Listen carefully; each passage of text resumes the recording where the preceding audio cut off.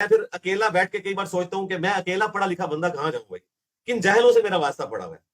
ابھی دیکھیں، میں نے ایک انٹرویو میں بات کی کہ کرسچنز ہمارے نبی کو دجال مانتے ہیں۔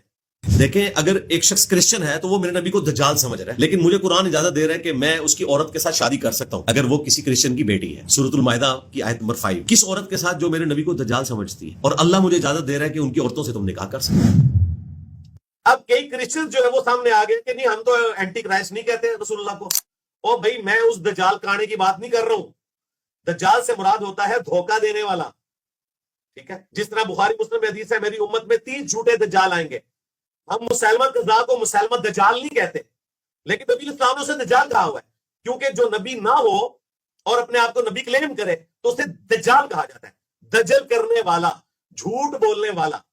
کرسچنز کے نزدیک ہمارے نبی علیہ السلام نے نعوذ باللہ دعوی نبوت غلط کیا ہوا ہے، لہذا ہمارے نبی ان کے نزدیک دجال ہی ہیں۔ یہودیوں کے نزدیک عیسیٰ ابن مریم دجال ہی ہیں۔ تو کہتے ہیں نہیں جی ہم نے تو کبھی نہیں کہا۔ اور بھائی کہنے کی کیا ضرورت ہے؟ یہی مطلب ہوتا ہے اس بات کا۔ قرآن میں اللہ تعالیٰ فرمایا کہ اس سے بڑھ کر ظالم کون کہ جو اللہ تعالیٰ کی آیات کی تکذیب کرے، اس کا انکار کر دے، یا پھر اس سے بڑھ کر ظالم کون ہوگا کہ جس کو اللہ نے پیغمبر نہیں بنایا اور وہ اپنے آپ کو پیغمبر کلیم کرنا شروع کرتے ہیں۔ تو سب سے بڑا کذاب، سب سے بڑا ظالم وہ ہے کہ جو نبی نہیں تھا اور اس نے اپنے آپ کو نبی کلیم کیا۔ چونکہ کرسچنز ہمارے نبی کو نبی نہیں مانتے تو ظاہر ہے وہ ان کو نعوذ باللہ من ذالک دجال ہی مانتے ہیں۔ اس دجال سے مراد وہ کاڑا دجال نہیں ہے جس کو عیسیٰ ابن مریم قتل کریں گے۔ اس سے مراد یہ ہے کہ وہ ہر اس پروفٹ کو جس کو وہ نہیں مانتے وہ دجال ہی کہیں گے۔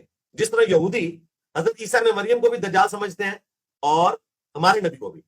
اور ڈاکٹر اسرار صاحب نے سورۃ المائدہ کی تفسیر میں بیان القرآن کے اندر یہ لفظ بولا ہوا ہے کہ یہودی حضرت عیسیٰ کو دجال کہتے ہیں، ولد الحرام کہتے ہیں، اور پتہ نہیں کون کون سی گالیاں ہیں جو ڈاکٹر اسرار صاحب نے لے کے یہودیوں کے ریفرنس سے بیان ہوئی ہے، وہ کی ہیں۔ عیسائی سمجھتے تھے کہ جسے ہم خدا سمجھتے ہیں اس کے قاتل یہ ہیں، انہوں نے سولی چڑھایا۔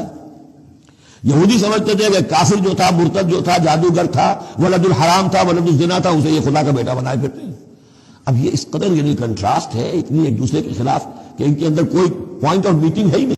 لیکن ڈاکٹر اسرار نے دیوبندیوں کی منجیری ٹھوکی تھی، اہل حدیثوں کی منجیری ٹھوکی تھی، بریلویوں کی منجیری ٹھوکی تھی، اس لیے ان کو تکلیف نہیں ہوتی ہے۔